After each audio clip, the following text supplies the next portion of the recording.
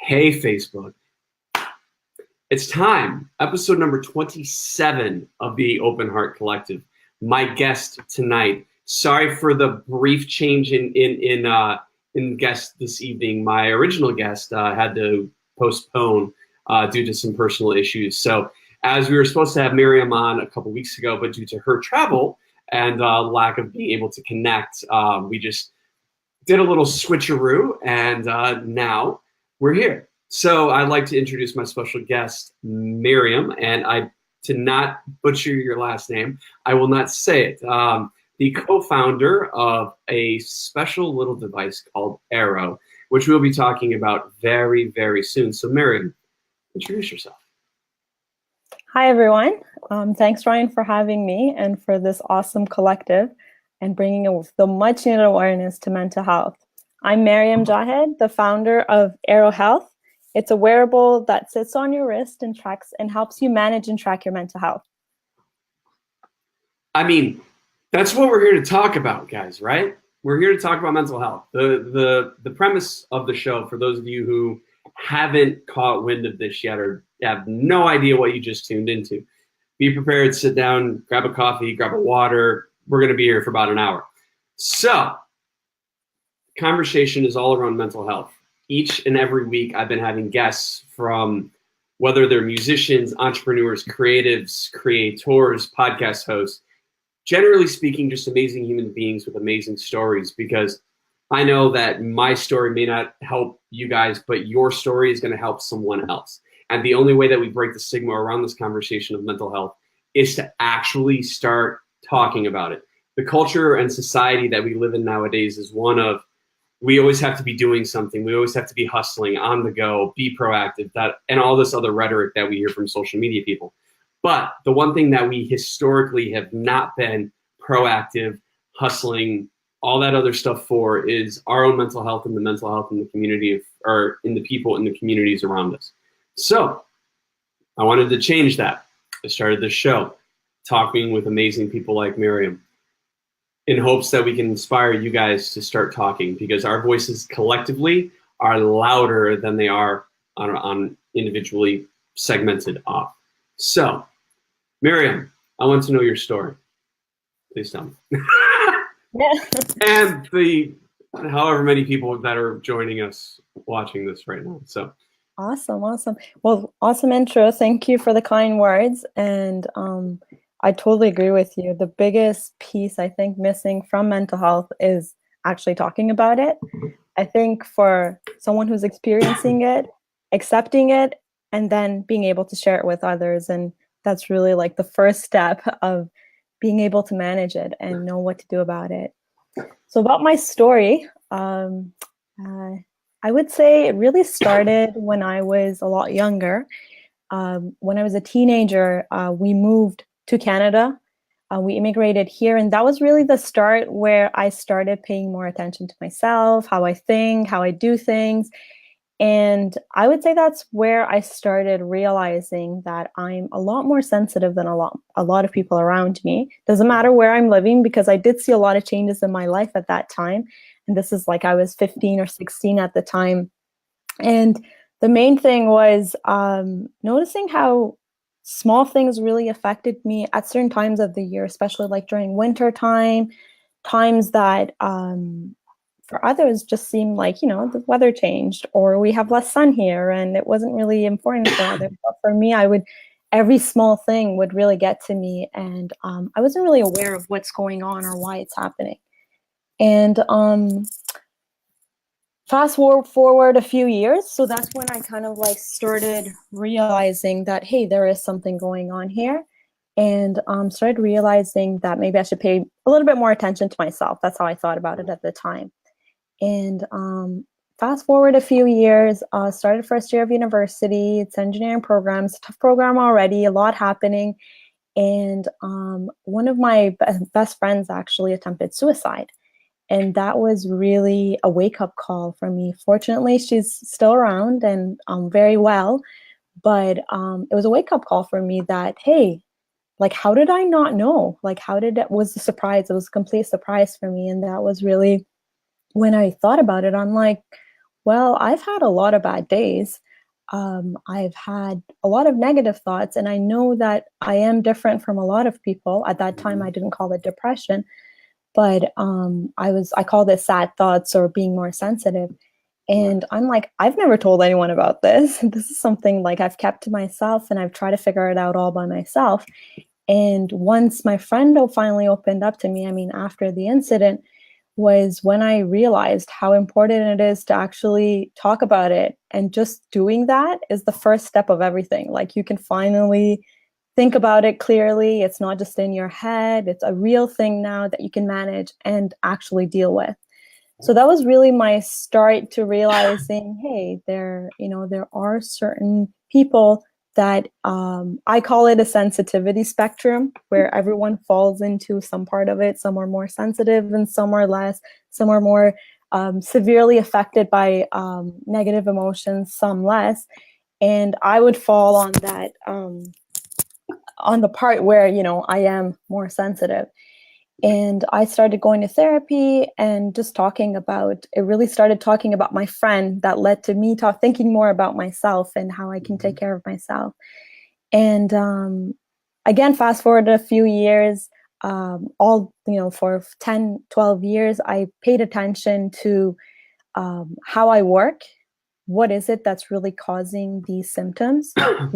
When is it that I get more stress? What are the things that lead to, this negative feeling, this more being really scared of things, maybe sometimes being worried that, what if in the future these things happen, which is like, I don't know, who now, nobody knows, right?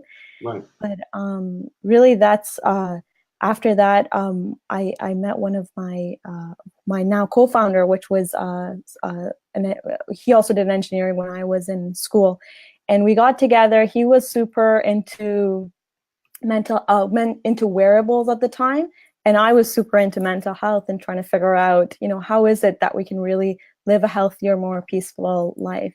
And we got together, put our brains together, talked to a lot of people. It started with a network that we kind of had built throughout the years, because the best way to manage your mental health is to find people that think like you and find people who have experienced it or have read a lot about it and learn from each other, because there is no one way to manage it. It's kind of like a collective of trial and error, a lot of different things until you figure out, okay, this is how I can lead a productive life. And just believing that really helps you, and seeing others doing that really helps motivate you. And we got together and we're like, okay, we really want to build something that helps people manage their mental health, just like I did, and just like so many people I've talked to have. And it doesn't stop. It's something that's almost like weight loss. Like, you lose weight, but you always have to work on maintaining it. And same with your mental health. You get to a good state, but depending on what happens in your life, depending on where you're at, even with your diet, with like a lot of environmental things that affect you, what can you do to consistently keep track of yourself and become more resilient basically throughout your life? And that's really what led us to, at that time, I was like, I really want to dedicate my life to this mission, to being able to figure out how can we manage our mental health and be able to lead a productive life. And here I am today. And I am so incredibly honored to be chatting with you here today, because one of my other guests, Scott Barker, actually introduced us. And Scott's story continues to inspire me to this day. If you guys haven't actually had a chance to watch my interview with Scott Barker, go back, I believe last season, in fact, into the episodes and just find Scott Barker. And whether you're an audiophile and want to listen or want to watch the video, it's there. All the links are there. Just go find it. Very, very compelling conversation. But when Scott told me about what you guys were doing with Airo, I remember my response being instantaneously, how can I get involved? Because it's so closely aligned with one of my most important personal missions, which is to break the stigma around mental health and make resources readily available for those who are in need. Because the other issue with this is, okay, you're suffering, now what? You need help, but what's next? And being that I suffered with depression, anxiety, stress, self-doubt, self-loathing, all of that, my resource was Google. And try being depressed and typing in Google help for depression and not get massively overwhelmed by the search results alone. Because we sit in this time where we have so much information being constantly available to us, yet what information is right for us? We don't know. I mean, we do know, but we don't necessarily know how to access it. So I love what you're doing, and I think it closely ties in with what kind of the next phase of the Open Heart Collective, which is going to be this online global resource list. So you guys go to one location to get any and all of resources that you need for your region, your city, your state, what you're suffering with. Because I mean, there's so many incredible organizations out there, but they're buried in all the noise.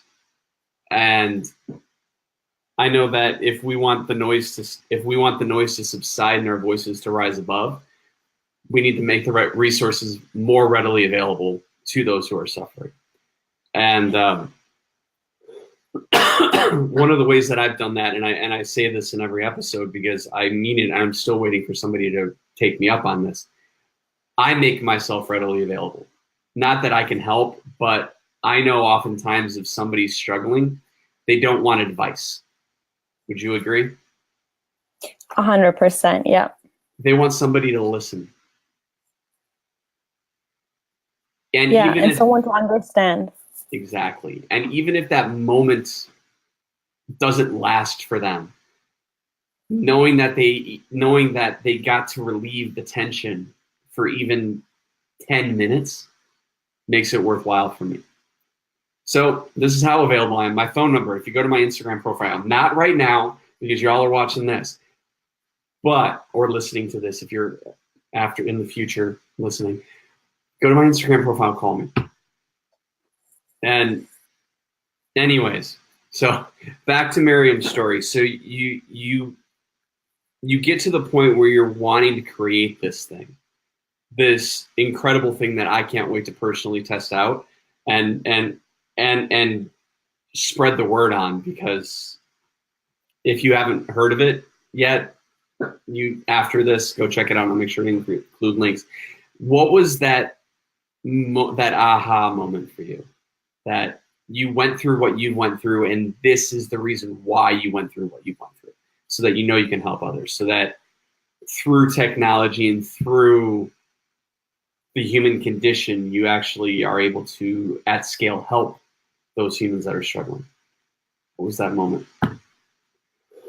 Yeah, it was really it was actually after we started Airo Health, and we started talking to a lot of people that were experiencing or are experiencing mental health conditions, and talking to therapists, talking to coaches that actually work with people like yourself, that you said, people that are available when people want to talk. Right. And really, through those conversations, a lot of things were brought into light, and it was just really small things, as just talking about it, or being able to be aware of yourself. And really, we came up with this 3-step approach, where the first step is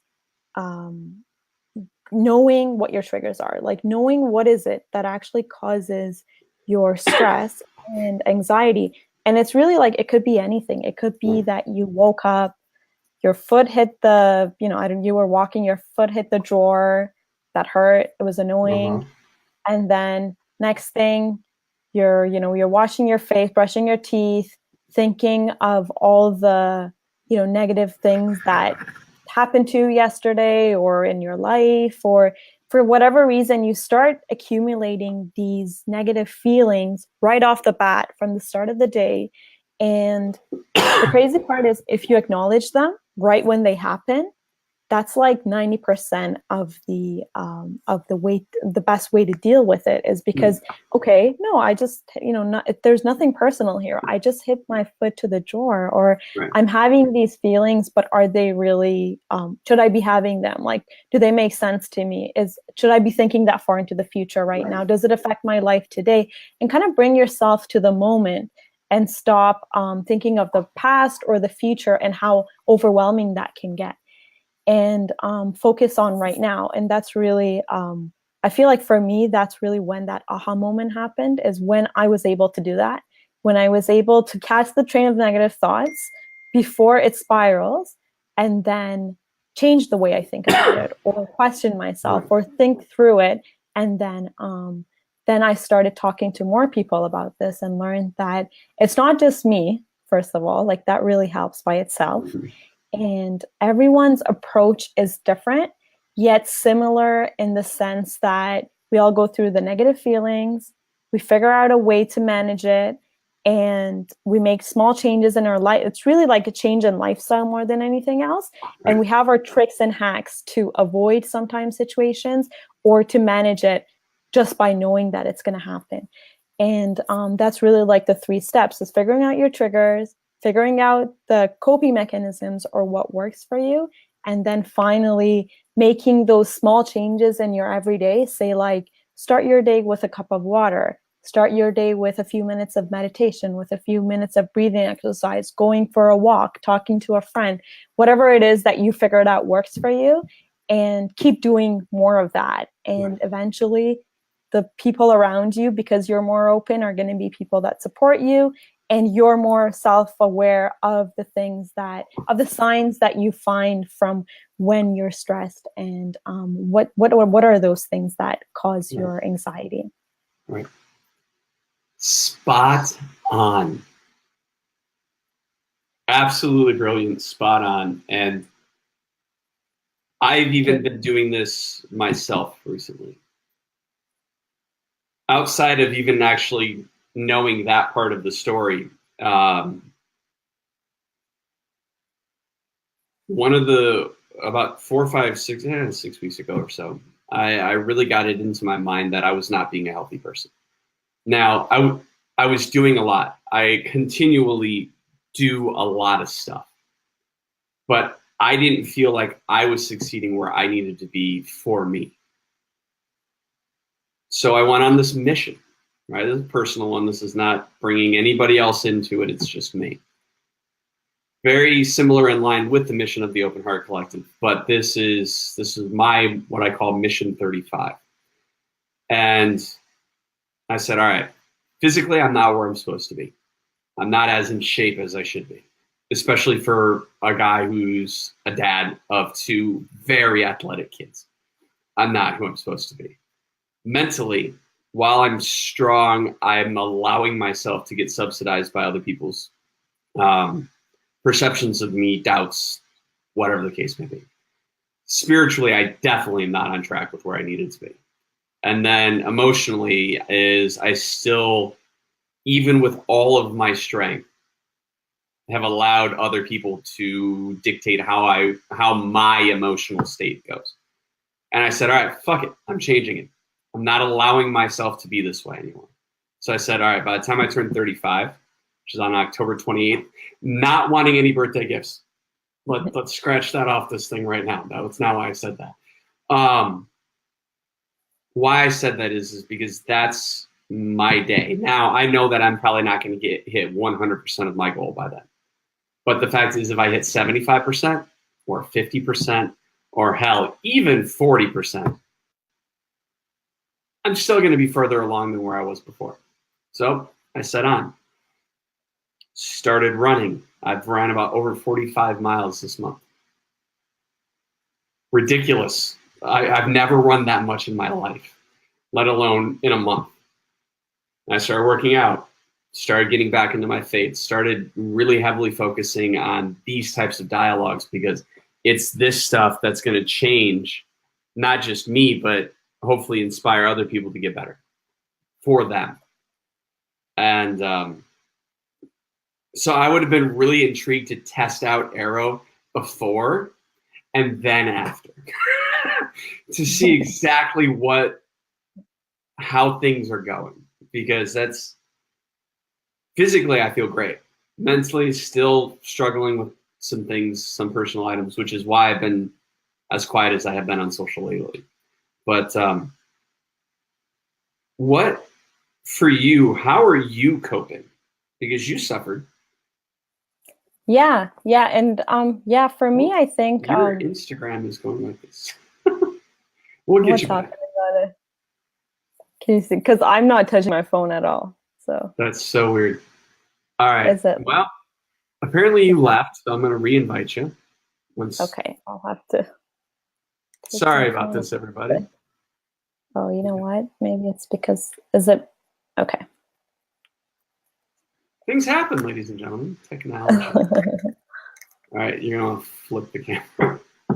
Oh, yep. There we go. We see a lot of light. Do you have the right? I think you have the right camera now. Yep. You have to see my setting. It's pretty interesting. All right, all right, good. Yeah, technology setups, ladies and gentlemen.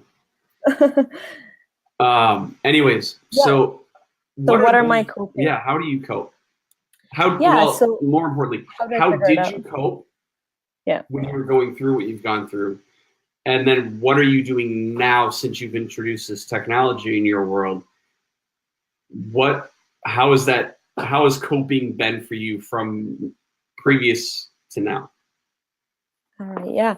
So I started when I was very young, before I recognized that I recognized something's different, but not knowing that, I didn't name it anything. I didn't know it's depression or anxiety. And at that time, it was more like just ignoring it and being like, no, I'm strong. Why would I be thinking about these things? Yeah. And kind of like just ignoring it for a very long time, until it got to a point, which I think a lot of people can relate to this, where it got to a point where it stopped me from actually moving forward. It stopped me from doing what I wanted to do. And I would react pretty fast to things, or like I would make huge decisions in a very short amount of time for no real reason except that I'm just not feeling like doing this. Or like, I remember in undergrad, I decided to change my program. And I was like, and it was always during December, right? And I'm like, this happened my first year. And as everyone knows, first year is harder too, especially if you're in a class of, say, 105 people and only 5 girls are in this class and everyone else is, all the other students are guys. You have a lot of reasons to say, this is like not most people's experience. And when you're going through something, it's really easy to blame everything. Right. So my coping mechanism was blaming the world and ignoring it and being like, this is just a thing that will pass, until it got to a point where it really stopped me from feeling good every day. Like every day was just a struggle and I didn't want to feel that way. And I was becoming more isolated. I wouldn't really attend social events, and it was having a big hit on my life. And I can't remember exactly when it was when I started realizing that, hey, this is a real thing. But it was just, I think, an accumulation of all these small events happening. And at some point, I'm like, I started Googling it finally and started Googling my symptoms. And I'm like, okay, this is probably depression. And just admitting that to yourself is really hard.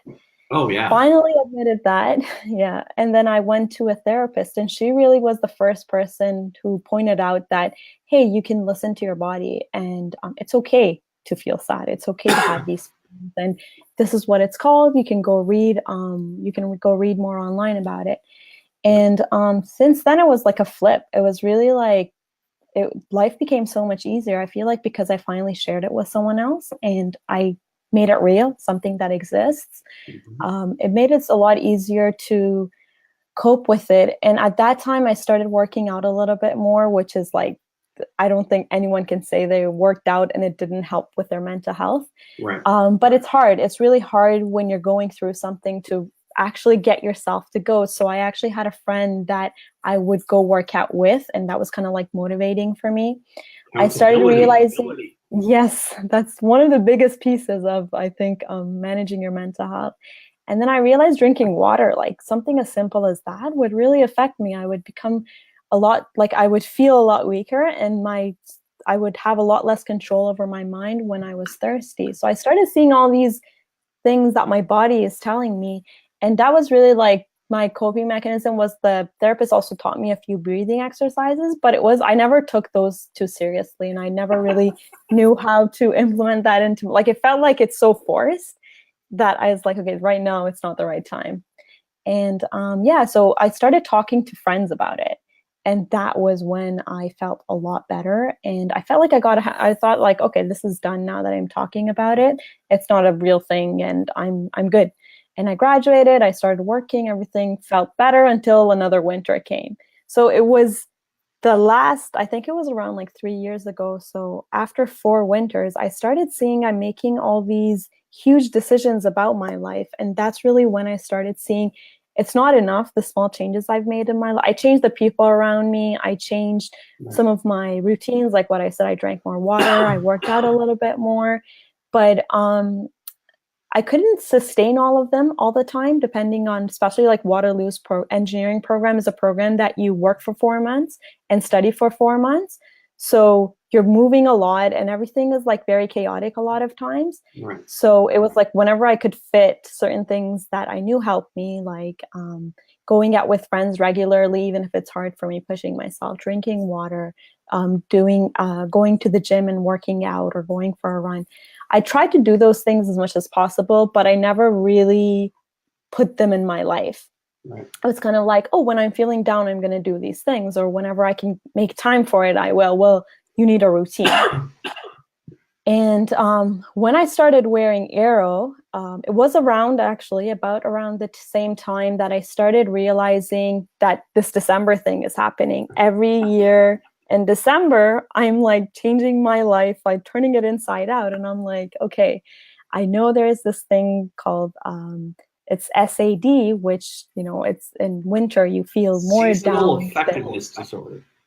Exactly. Yeah. It makes you feel, if you feel depressed throughout the year, you feel more so during this time of the year. And the effects in Canada because of the winter, it was a lot more on me. And I started realizing that, and I'm like, oh my God, it's winter again. There is something going on here. And that turned out to be about the same time I started wearing Airo, and I started seeing that.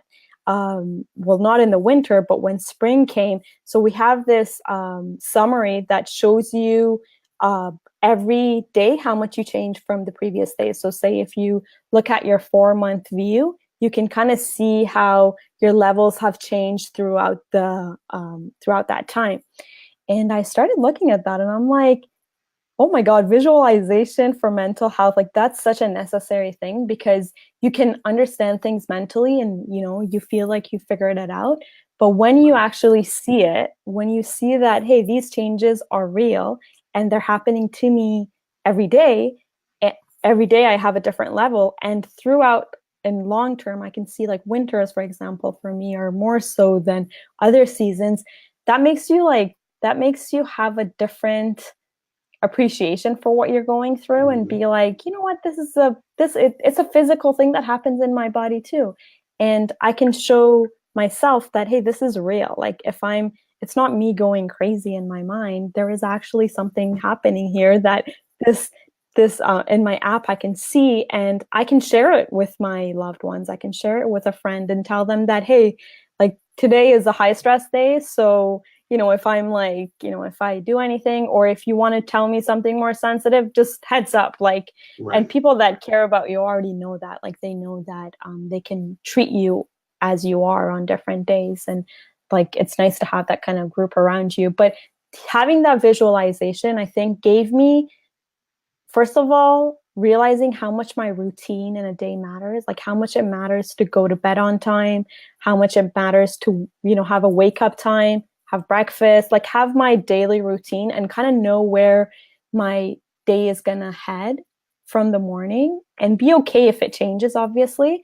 But that routine was really something I learned from Airo, because I realized that if I'm not, say, having breakfast a day, and breakfast is a really important meal to me, I would get buzzed, because how Airo works is that when your stress levels rise, the band vibrates on your wrist, and that's the way that it brings your awareness to that moment that, hey, what happened that led to this? So say I didn't have breakfast one day, I would get like 20 alerts, 25 alerts that day, and I'm like, yeah, that's why I need to have breakfast. And it makes it a lot easier to do that than, from now on, and realize the importance of it. It's not just that I feel worse today. I can say, I got 20 alerts. Like, that's not okay. I don't want to put myself through that. And I can fix that with something as easy as, having breakfast or drinking some water, or going for a walk, talking to, like, anytime I talk to a friend, not necessarily about my mental health, but just like, have a girl talk, basically. I see my values go down so much that I'm like, I definitely need to talk to people, because it makes me feel so much more relaxed. And it's almost you get all your thoughts out, and they don't, you're not carrying it with you every day. So I think that visualization. So now what I have is I have a list of all these coping mechanisms that I know work for me. And whenever I get stressed, I get reminded of these strategies, and I can pick and choose what I want to do today, because, I can't go to the gym, but I can talk to a friend, so I can do that. I want to interject for one moment. So I'm seeing some comments here on the Facebook video. First and foremost, guys, this is a safe place. I will not, and I repeat, not tolerate any negative comments. This is a place where people will speak and listen. So yes, I was being quiet because I was respectfully listening to my guests. So if you cannot say anything nice, do not say anything at all, my friends. That's all I'm going to say about that. Continue. Okay. Golden rule, my friends, golden rule. If we just do that, life gets a little bit fucking easier. Anyways, please continue. Yeah, and that's one thing with social media, is that you get a lot of people feeling like it's like you're not seeing the reactions, so you just say whatever is on your mind. But I was actually done. Okay. Anyways, so this, and I'm glad that we're having this conversation right now, because social media comments. All right. Nigel, I don't know what you got against me or Maryam for this matter, but I need that to stop, because I'm about to block your ass, because I'm not going to tolerate any negativity on this channel whatsoever, because that takes away from the entire ethos of this message, which is creating safe spaces for people to talk about what they're going through. And if she wants to talk about her story and maybe it inspires somebody else out there, I'm going to let her talk for as long as she wants to. So, and that's with every single guest. Every single episode, hour long. This is the format, people. If you don't like it, I don't need your attention, because you're part of the problem, not a part of the solution. So, anyways, so for those people who are looking to visualize those triggers, what's the next step for them to take to kind of get involved? Because I know off camera, you and I are talking about doing some things that are about bringing this awareness around this to the US, to as many people around the world as possible. So what are some of those next steps that people who are interested in wanting to learn more about Airo, wanting to learn more about you and your story, what are some of those ways that people can do so? Yeah, so we're actually launching this September, so in the next month. And what we're doing right now is, if you go to our website, www.airohealth.com, you can actually sign up there to be one of the first to know when we launch. And then you get a referral link where you can actually share this with your friends and family, anyone that you think can use this device and would find it helpful. Awesome. Fantastic. Yeah. Well, I actually have a piece about the mental health if you have time. I mean, we've got another 20 minutes, so let's go. Okay, perfect. I mean, about the social media side, and oh yeah, let's that's a fun subject. I think it's important to have that conversation. Yeah, and I think one thing that social media has done is we forget that we're people, and because you don't see the other person's reaction a lot of times, they saw my reaction. you become more like less empathetic about what's going on. So a lot of teenagers that we talk to, our customers actually, they have social anxiety and they've stopped going to school because of it. Yeah, and they stop when you ask them. It really comes down to a lot of it is the pressure that you get from social media, having to act a certain way, talk a certain way, do things a certain way.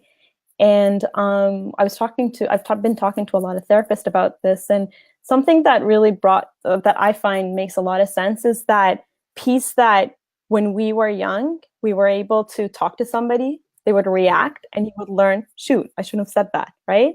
But now you don't have that kind of feedback. When you break up online, when you hate on somebody for no real reason online, you don't get that kind of feedback as immediate, and you have people that follow you because that's just how we are. And for whatever reason, hate on social media is a lot more than anywhere else. And I think that's important. I have an idea as to why it's more prevalent on social media than anywhere else. Because people can hide, right? Somebody comes at you and speaks something negative to your face. One of two options happen. You have a conversation, or you knock their teeth out and then have a conversation. People hide behind the keyboard. People hide behind the phone. They don't care. We've lost, like you said, we've lost empathy in this world. We don't care about how our actions and our comments negatively affect other people. Yet, we want everybody to do everything ever nice for us. Well, my friends, it doesn't happen that way. If you want people to do shit for you and be nice to you, you gotta be nice to them first. Absolutely, it's the only way it happens. And then more to the point, you have to be nice and respectful to yourself, because this is the other part of all that. On social media, we compare ourselves to other people way too much. Oh man, that guy's got this, that lady's got this person's got what I want. Okay. Like I've been in prior conversations and I don't agree with this comparison at all. So I'm just prefacing it. I get compared to Vaynerchuk a lot. I'm outspoken, I'm charismatic, all that nonsense. If I had 800 people working for me, I could create really cool content too. But I don't care about, the team is going to get there. But right now, what I care about is these conversations, because that's why all of these things are unedited. Because who am I as a content creator and a storyteller and building up a platform for people to share their stories? Who the fuck am I to dictate to you guys, the people who are watching this or listening to this, where you take the value from? It's not on me, it's on you. So we're just going to put the content out and you guys determine where you want to take it from there. And that's why I say this will be a safe place and no negativity, no hatred will be allowed here, because the worst word in the human language is the word hate, because everything else negative stems from that. So be open, be loving, treat others how you want to be treated, and treat yourself how you want others to treat you. When you get that and when you can do that, life becomes a little bit fucking easier. And then we don't have to deal with troll bullshit, because I won't stand for it at all, ever. I will shut it down. I will stop it, because this shit will not stand in my room, in this space at all. Other platforms, if you want to go troll, you want to go be an asshole, go for it, but not here. I won't allow it. Anyways, all right, off the high horse now. All right. And it's so simple. If you just think for 5 seconds before you say what you say, you're good. Like, you won't say it probably, most probably. I mean, right. And you're a little bit frozen on Instagram, but we'll work through it.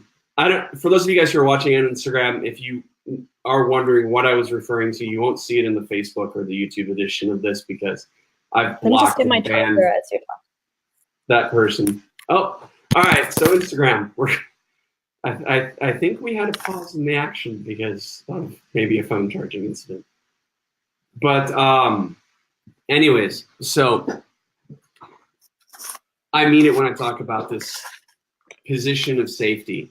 The biggest reason why people aren't talking about their own mental health and what they're struggling with is people not being respectful of the story of what they're going through. Because let's face it, oftentimes we don't really care what other people are going through. And that sucks. Like, to know that your feelings aren't being met is a horrible, horrible, horrible thing. So the only way that we get to change that is by first changing us. Hello again. Hello. I had to plug my phone in. You're good. So right. We're getting to the point where we're going to start wrapping things up here in a few minutes. I am so sorry that I went off on that bit of a tangent rant, but I'm definitely feeling empowered and to stop negativity where it stands, because I don't understand it. Like, I grew up being bullied and picked on, guys. It's not a fun thing. And I didn't grow up in this era of I mean, I had fucking MySpace, but like, I didn't have to deal with trolls. I don't want my kids to have to deal with this shit. Like, that's why my kids aren't going to be on social media until we as a culture and a society can change this. Because I'm not going to have my 7-year-old or my 10, however old she ends up being when she gets onto social media, be berated by assholes, or my son. I'm not going to allow it. Which is exactly why they haven't gotten on social media yet. Because we got to change our perspective, and we got to change how we're looking at the world, and we got to change our behaviors in the world. Because I don't know about you guys, but I'm really tired of waking up and hearing news about the fact that we lose people, or that people behave in a way that causes trauma or tragedy for somebody else, because this subject of mental health has never been talked about. I mean, think about it. Just this year alone, at all the people and all the circumstances that could have been stopped, or that we wouldn't have lost, if only we were more caring and more open and more willing to actually fucking listen when somebody says, I got to talk to you about something. That's the entire reason why this show is in existence now, is because I'm tired of waking up and hearing about people like Scott Hutchinson, people like Chester Bennington, people like Chris Cornell, people like Robin Williams, people like on and on and on and on and on. I'm tired of it. And I personally will not stop this until my voice stops. And then I will get somebody else to fucking talk for me. Because that's the only way that this is going to change. That's the only way that we're going to continue to create safe places for people like Maryam and myself, and everybody who actually gives a fucking paying attention to this series. Yeah, and I think that's the key. The key is just keep going. And you know that you're going to get comments, you're going to get feedback. And I've had this from everyone I've talked to. Once you share your story, it's a lot of consequences that come with it. Bring it on. You have to say it until it becomes normal.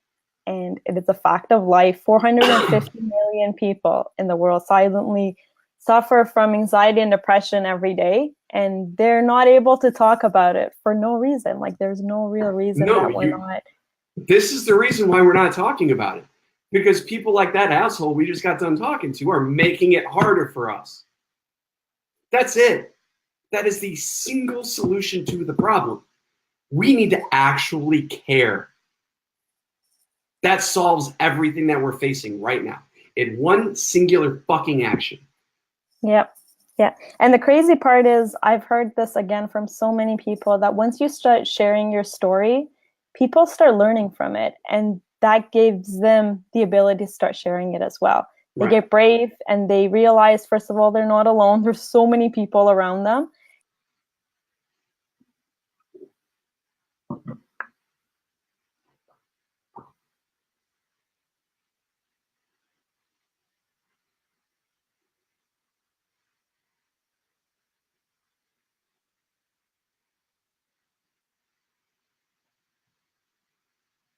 Oh, you went off and came back on Facebook. Okay, we're back.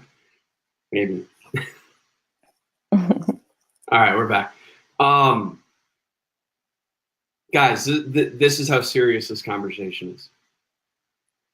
I mean, on Instagram, you didn't see it because thankfully everybody in the Instagram community has been really loving and supportive of this series, and I appreciate you for it. Those fucking dumbass trolls on Facebook, though, pissed me off because they could have interjected. They could have had something positive, fulfilling, impactful to say, but instead they chose to spew negativity. So Airo is getting ready to launch in September in the US. We have more work to do about that. But like, what's next for Maryam? Because that's what I'm really curious about. And I'm kind of on the inside track. I know some of the other stuff that you're working on. But what's next? Yeah, so really, I think for a while from now, it's focusing on Airo and bringing that to the market. And just a little bit about, like, I don't know if I did justice to explaining what it actually does for people that are interested. So what it does, it tracks your nervous system and it detects when your stress levels are rising. It gently vibrates on your wrist. And that's a way for you to think of, hey, what's my trigger? Why am I thinking about these thoughts? And you take a note of that in the app.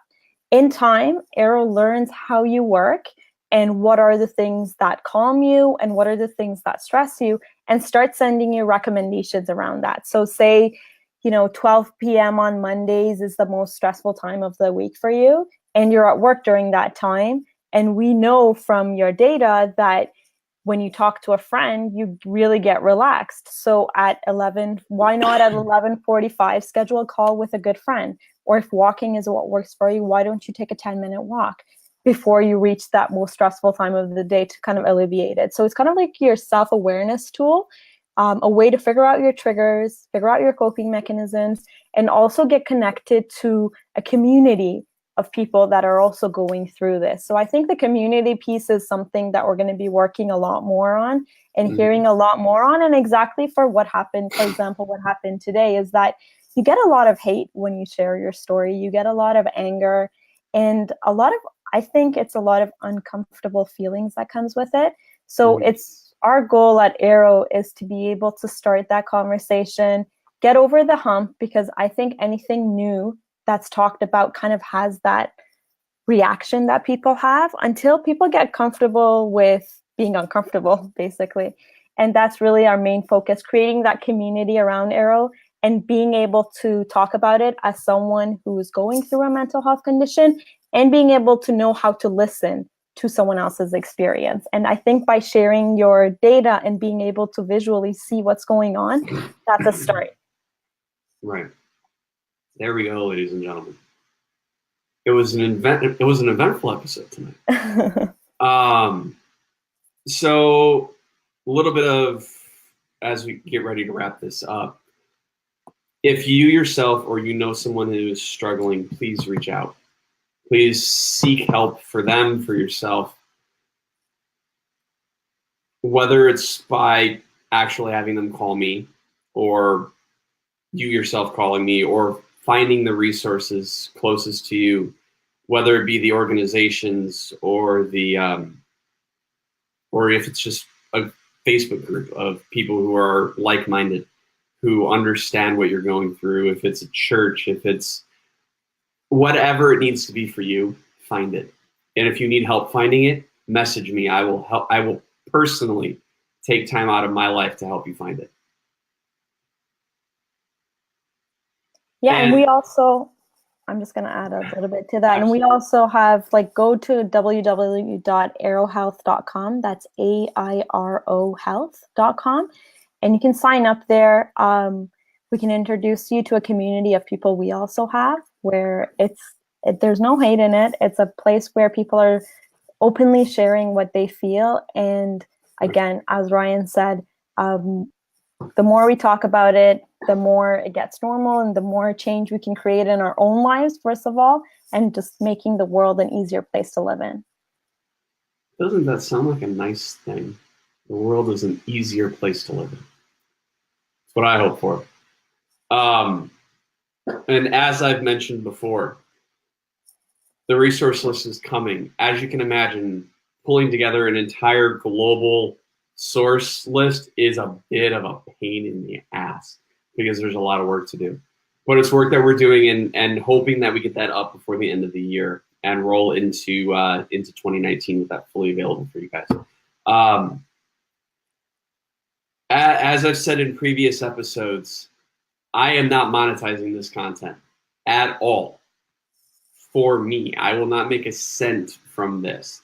But the platform, the audio platform that hosts this, this platform that hosts the audio version of this podcast called Anchor,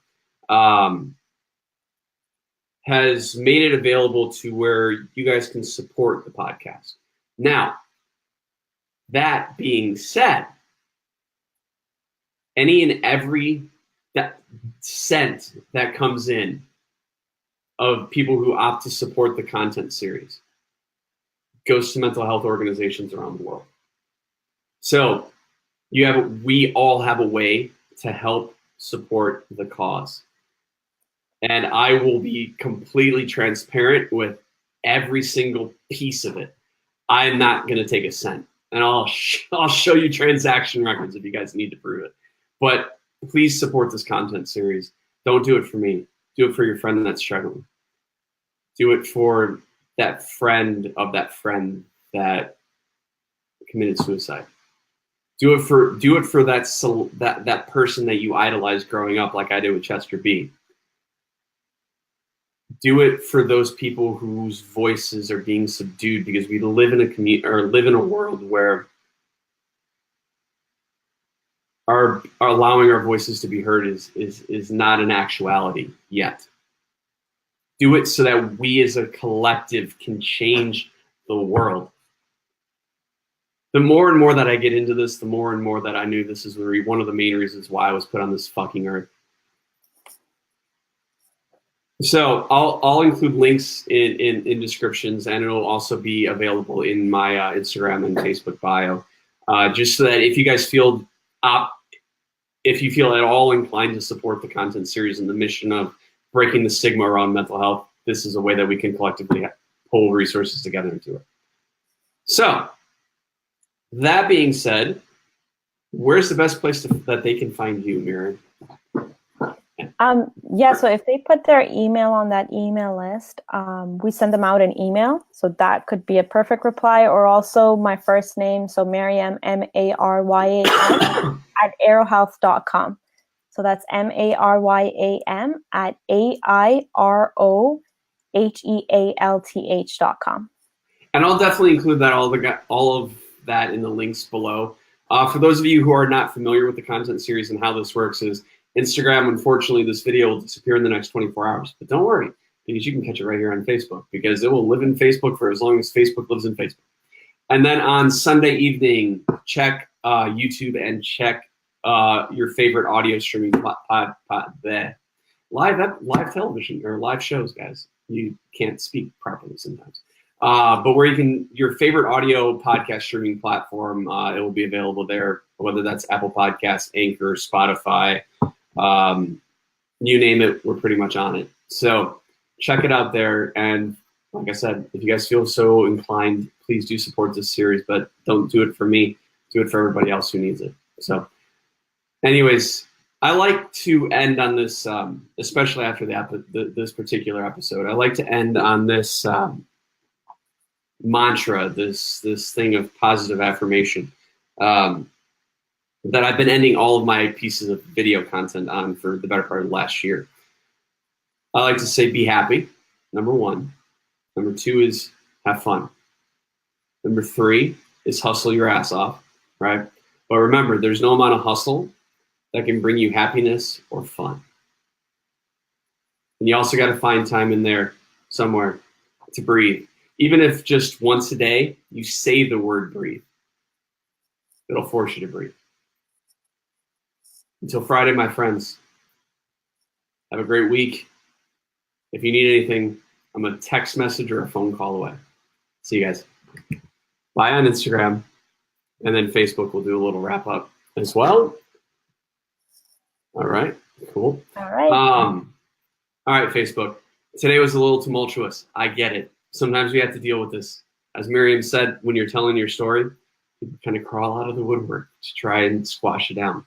Don't let it happen. Refuse to allow negativity to enter your world. When you do, things get a lot better. But allow yourself to feel still. Because you have to. My wise friend Catherine told me that once. You got to allow yourself to feel. Good, bad, or otherwise. So, Friday, join us, 6 p.m. Central Standard Time, as I am joined from my friend across the pond, Mr. Oh man, 3-person name, Hayden Lincoln Hader. Really looking forward to this conversation. And then stay tuned again to Sunday on all the streaming platforms for the rest for this episode to appear, as well as Hayden's. So until then, my friends, have a great week. Wrong button. There we go. All right, Maryam.